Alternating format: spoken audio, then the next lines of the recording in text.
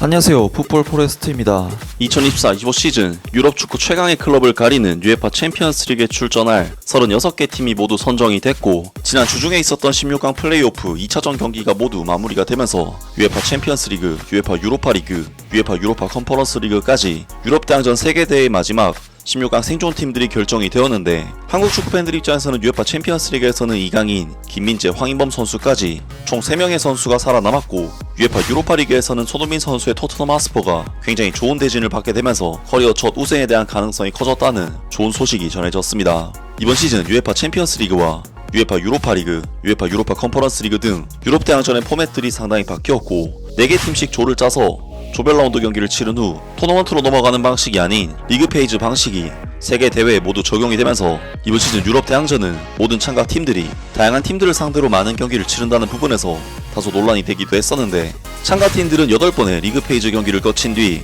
직행 티켓을 따내지 못한 팀들은 2경기의 추가적인 플레이오프까지 치르면서 굉장히 힘들게 16강 무대에 안착을 한 상태입니다. 먼저 우리나라 선수들의 팀 성적을 정리를 해보면, 김민재 선수의 FC 바이에른 뮌헨은 리그 페이지에서 5승 3패의 성적을 거두면서 16강 직행에는 실패를 했지만 플레이오프에서 셀틱을 잡고 16강 무대에 안착했고, 이강인 선수의 파리 생제르맹은 리그 페이지에서는 4승 1무 3패로 리그 15위를 기록한 뒤 플레이오프에서 스타드 브레스트를 무려 10대0으로 잡고 16강 무대에 올랐으며, 황인범 선수의 페노르트는 리그 페이지 19위를 기록한 뒤 강적 AC 밀란을 잡아내는 파란을 일으켜 16강에 안착을 했습니다. 하지만 아쉽게도 양현준 선수의 셀틱은 리그 페이지 21위를 기록한 뒤 바이에른 뮌헨에게 패배해 탈락을 맛보게 됐고, 서령원 선수의 츠르베나 즈베즈다는 리그 페이지 29위로 탈락을 하게 되었는데요. 그리고 유로파 리그에서는 손흥민 선수의 토트넘 하스퍼가 5승 2무 1패의 좋은 성적으로 리그 페이지 4위를 기록 16강 직행 티켓을 따냈고, 조규성 선수와 이한범 선수의 FC 미트윌라는 리그 페이지 20위를 기록한 뒤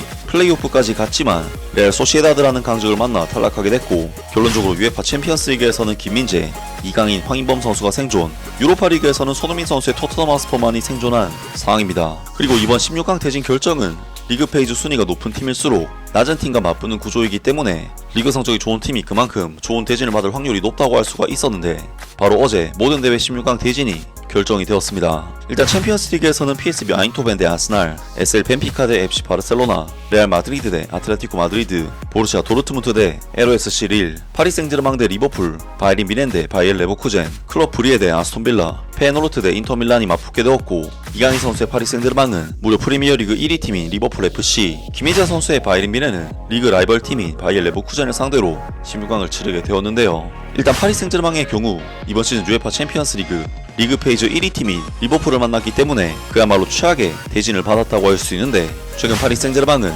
스타드 브레스트를 10대0으로 박살낼 정도로 최근 폼만큼은 정말 나쁘지 않은 상황인 만큼 파리 생제르맹이 무조건 진다고 할 순 없겠지만 가장 안 좋은 대진을 받은 것은 어쨌든 분명해 보입니다. 그리고 바이에른 뮌헨은 바이엘 레버쿠젠을 상대로 경기를 치르게 되었는데, 바이에른 뮌헨은 최근 바이엘 레버쿠젠과의 5번의 맞대결에서 무승을 거두고 있는 상황이기 때문에 김민재 선수 또한 이강인 선수처럼 대진 자체는 상당히 좋지 않다고 볼 수가 있을 것 같은데요. 또한 황인범 선수의 페노르트도 인터밀란이라는 강적을 만나게 되었는데, 페노르트 입장에서는 16강 진출 자체도 사실 50년 만에 진출한 상황이기 때문에 황인범 선수에게는 어려운 도전이긴 하나 충분히 좋은 경험과 기회가 될 것으로 보입니다. 그리고 UEFA 유로파 리그의 경우 토트넘 하스퍼 대 AG 알크마르, AFC 아약스 대 아인트라흐트 프랑크푸르트, AS 로마 대 아틀레틱 빌바오, 라치오 대 빅토리아 플젠, 레알 소시에다드 대 맨체스터 유나이티드 등 대진이 확정이 되었는데, 토트넘 하스퍼는 라리가 클럽인 레알 소시에다드나 AG 알크마르 중에서 알크마르를 만나게 되는 굉장히 좋은 대진을 받게 되었고, 16강 대진을 살펴보면 AS 로마,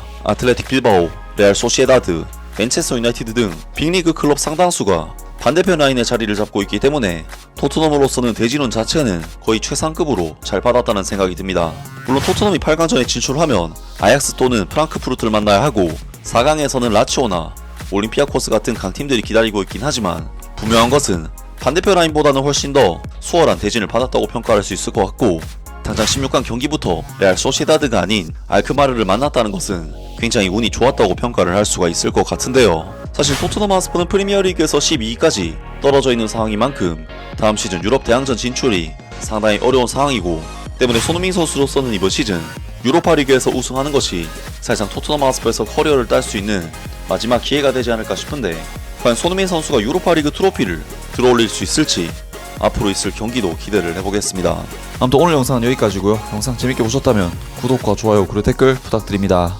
감사합니다.